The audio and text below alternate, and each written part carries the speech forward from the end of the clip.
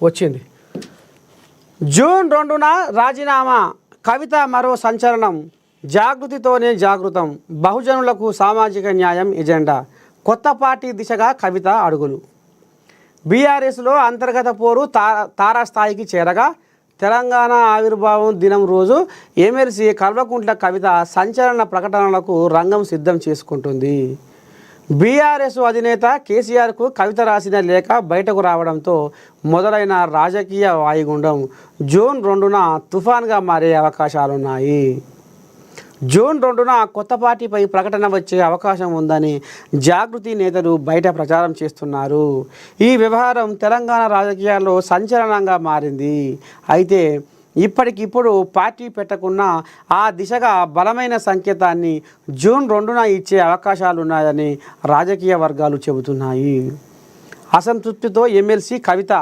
BRS పార్టీలో తనకు ప్రాధాన్యత దక్కడం లేదనే అసంతృప్తితో ఎమ్మెల్సీ కవిత ఉన్నట్లు గత కొంతకాలంగా వార్తలు వస్తున్నాయి.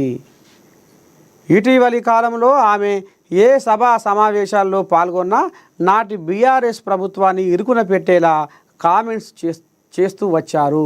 తాజాగా బీఆర్ఎస్ వరంగల్ సభ తర్వాత పార్టీ తీరుపై కేసీఆర్కే నేరుగా లేఖ రాశారు. ఆ లేఖ లీక్ అవడంతో తెలంగాణ రాజకీయం షేక్ అయ్యింది. ఆ తర్వాత పరిణామాలు కూడా చాలా హీట్ క్రియేట్ చేశాయి. అమెరికా నుంచి వచ్చిన కవిత ఎయిర్పోర్ట్లోనే మీడియాతో మాట్లాడుకుంటా ఏమనుకొచ్చింది, మా అయ్య మంచోడే కానీ, రఘునందన్ అన్నట్టు మరి డ్రామానో ఏమో, మా అయ్య మంచోడే కానీ మా అయ్య చుట్టూ దయ్యాలున్నాయి, మా అయ్య చుట్టూ దయ్యాలున్నాయి. ఇక దయ్యాలు ఎవరయ్యా? ఇక ఇటు మలితే అన్న, అటు మలితే బావ, ఇటు మలితే చిన్నమ్మ కొడుకో పెద్దమ్మ కొడుకో సంతోషరావు. వీళ్ళే కదా ఆయనకు రాసుకొని పూసుకొని తిరుక్కుంటా దగ్గర వచ్చి మాట్లాడుకుంటా మంచి చెడ్డ ఏదన్నా ఉంటే గాలి గిట్లా అంటారు, గీళ్ళు గట్లా అంటారు, మన గురించి గిట్లా అనుకుంటారు అని గుసగుస చెవులేసేది.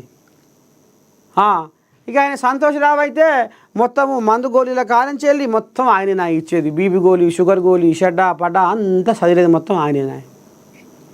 మంచినీళ్ళ కాంచి దూపెత్తుంటే ఓరి పిల్లగా అంటే గిలాస తీసుకొని ఉరికొచ్చి నీళ్ళు ఇచ్చేది సంతోషరావేనా. కాంగ్రెస్ వాళ్ళు ఏమంటారు, బీజేపీ వాళ్ళు ఏమంటారు, ఏంద్ర పిల్లగా అంటే గిట్ట సంగతి నాయన గిట్ల అనుకుంటారు, మన గురించి గిట్ల అనుకుంటారు అని నాయన చెవిలో చేస్తాడు హరీష్ రావే. అది మన కేటీ రాములేనా. ఇక హరీష్ రావు మా మావకాడ నేను కూడా 100 మార్కులు కొట్టాలి, నేను ఊకుంటే మళ్ళీ బాగుంటుంది కదా, సపసపగా ఉంటుంది వ్యవహారం, మళ్ళీ మా మామ నన్ను మర్చిపోతాడని హరీష్ రావు కూడా మామ నేను ఈడ మీటింగ్ పెట్టినా, ఆడ మీటింగ్ పెట్టినా, ఈడ ప్రెస్ మీటింగ్ పెట్టినా, ఆడ ప్రెస్ మీటింగ్ పెట్టినా, దంచి కొడుతున్నా మైకుల ముందర నేను మాట్లాడుతుంటే ఒకరికొకరికి మొత్తం పానాలు అసలు చేతుల్నే ఉండలేవు, వాళ్ళు అప్పుడే వాళ్ళ పిక్క జరుగుతుంది అదురుకుంటారు మామ అని ఈయనే తీసుకుపోయి మళ్ళీ ఆయన చెవులు వేయాలి. ఇట్లా ఇక గీలేనా మరి ఎవరి కేసీరావు చుట్టూ ఉన్న దయ్యాలు ఎవరే? గీలే. అది కథ.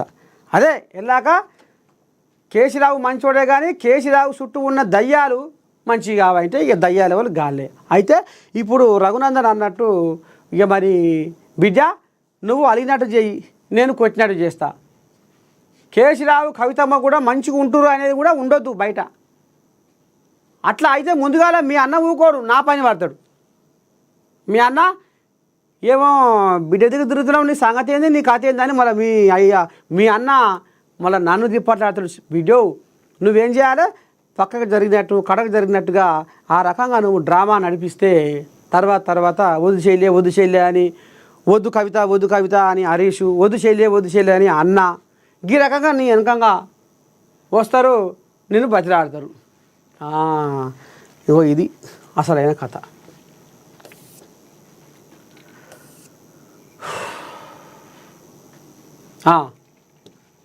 కాళేశ్వరం కమిషన్ ముందుకు కేసీఆర్, ఇన్వెస్టిగేషన్కు హాజరు కావాలని అధినేత డిసైడ్. నేరుగా హాజరు అవుతానన్న కేసీఆర్ ఆన్లైన్ ద్వారా హాజరు కావచ్చని వారించిన న్యాయ నిపుణులు. విచారణకు సంబంధించిన అంశాలపై లీగల్ టీం ఇంజనీర్లతో చర్చ. కాళేశ్వరం కమిషన్ విచారణపై బీఆర్ఎస్ చీఫ్ మాజీ సీఎం కేసీఆర్ కీలక నిర్ణయం తీసుకున్నారు. జూన్ 5వ తేదీన